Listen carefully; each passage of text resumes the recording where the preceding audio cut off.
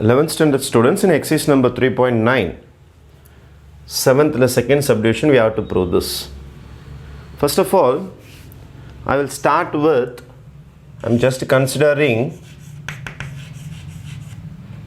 a by b plus c. A by b plus c. From sine formula, a can be written as some k sin a, correct? B can be written as k sin b, because a by sin a equal to b by sin b equal to c by sin c equal to k போடுவோம்ல அந்த technique. From sine formula I am writing this. C can be written as k sin c. Next stage. K sin can be written as 2 sin a by 2 cos a by 2. This is called submultiple formula, submultiple angle formula. By இங்கே k common எடுத்துறேன். What is sin b plus sin c? 2 sin b plus c by 2 cos b minus c by 2. K cancels, 2 cancels. Therefore, my answer will be sin a by 2 cos a by 2 by sin b plus c by 2. நான் ரஃப்ல போட்டு பார்க்குறேன் பாருங்க. I know that a plus b plus c is equal to 180 degree. I just want b plus c. b plus c is equal to 180 minus a by 2 வர தேவை. இப்போ by 2 by 2 by 2.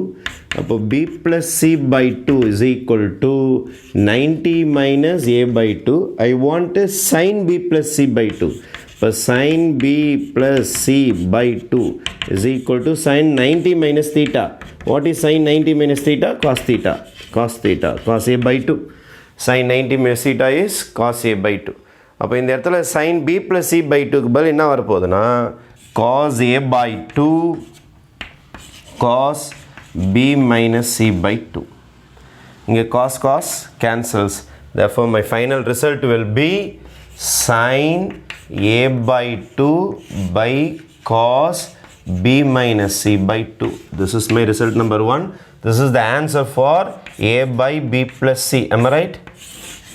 This is the answer for a by b plus c. a by b plus c உடைய answer அதுதான். Super. After this இது தனி part.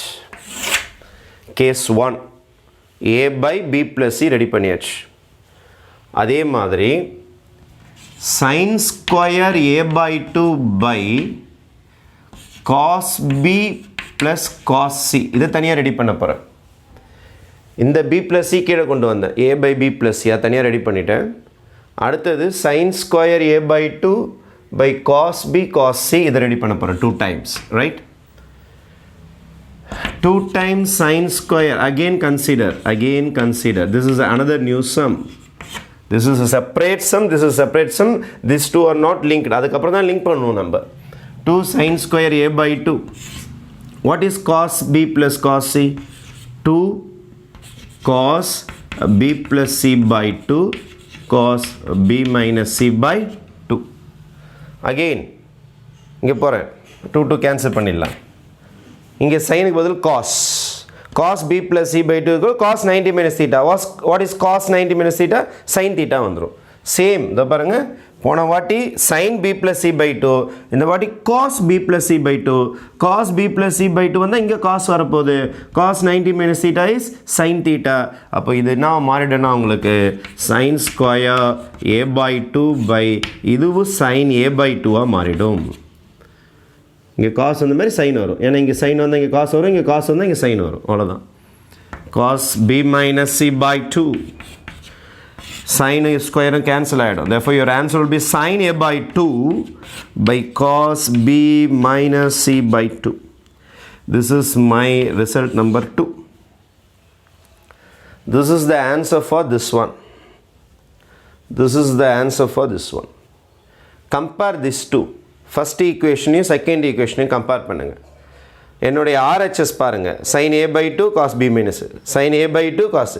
அப்போ RHS equal to RHS னா LHS equal to LHS. Am I right?